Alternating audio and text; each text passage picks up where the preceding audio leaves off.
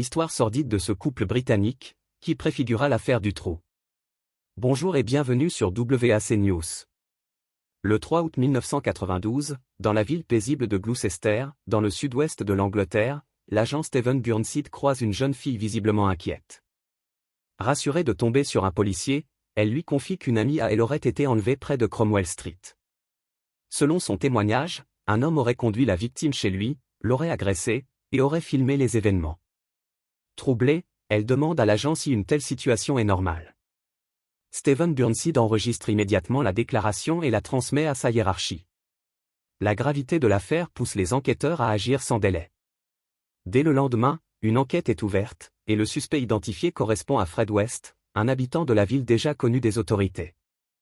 Décrit comme un homme de taille moyenne, aux cheveux bouclés, Fred traîne un lourd passé judiciaire, incluant de nombreux signalements pour comportements abusifs et agressions.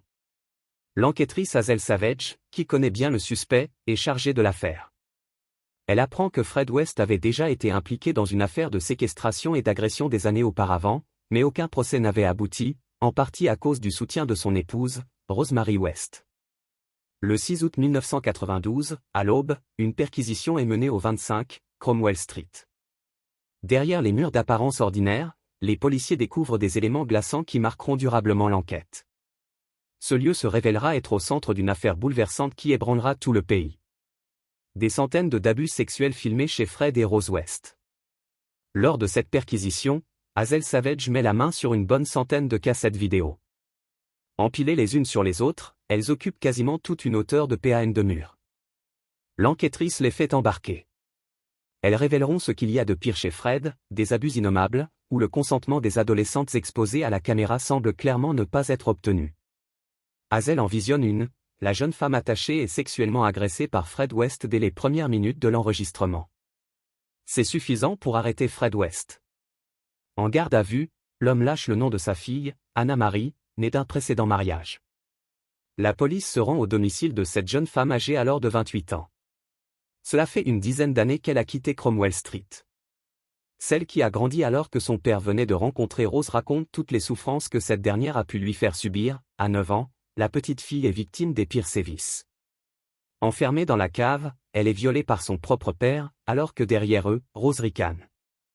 À l'âge de 15 ans, elle tombe enceinte. Au lieu d'y voir une alerte, les médecins n'en disent rien. La jeune fille tente de se rebeller. Mais Rose la frappe. Un jour, elle se prend un coin de meuble à la suite de coups répétés de sa belle-mère, et cette fois, c'en est trop. Elle cherche une porte de sortie, qu'elle obtient en trouvant un emploi de femme de ménage dans un dancing non loin de chez elle. Des disparitions troublantes parmi les enfants de Fred West.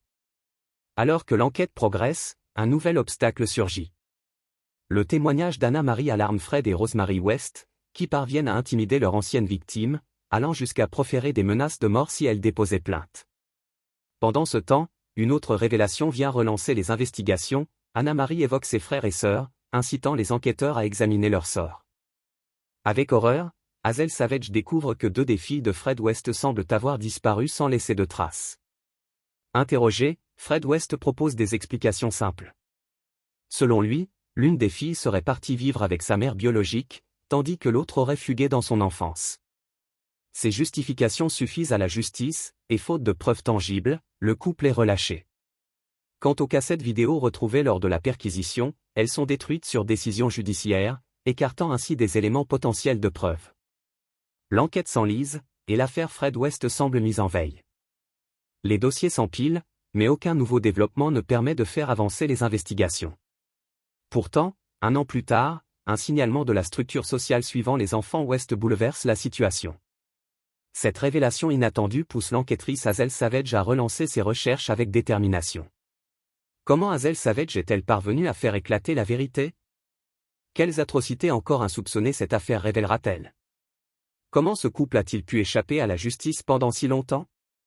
Autant de questions auxquelles revient le H, qui s'intéresse à l'une des affaires les plus sordides de l'histoire judiciaire britannique des années 1990. Si vous avez aimé, n'oubliez pas de partager et de commenter. Merci et à très bientôt.